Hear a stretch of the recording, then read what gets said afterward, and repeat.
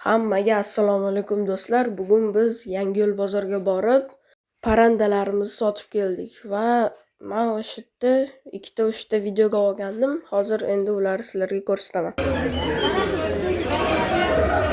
Ko'rib turganingizdek, bu yerda ovoz rosa baland edi. Hamma o'zini narsalarini sotib baqirib yotibdi. Biz faqat shu kurka bilan biramma jo'jalarimizni olib chiqdik. 3 ta kurka jo'jamiz qolib ketdi. Yana uyda ham bor edi.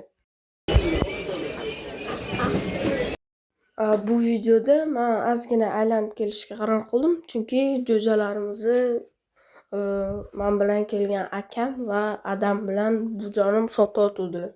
Shuning uchun men prosta aylanib kelish uchun chiqib, hammasini videoga sizlar uchun olib qaytdim. Mana bu yerda bunaqa quyonchalar, har xil tovuqlar bor edi, yana xo'rozlar, dakanlar. Xuddi biz olib kelganimizdek kurkalar ham bor edi, lekin ular sal qimmatroq edi. Bu videoni o'sha adam olgandi, Telegramga tashlagan edi va hozir qaranglar qanaqa krasavchik o'tib ketyapti bu manmanda. Va bo'ldi. Shu bilan ozgina videochalar bo'ldi, keyin tugaydi. Meni videoyim ham tugaydi.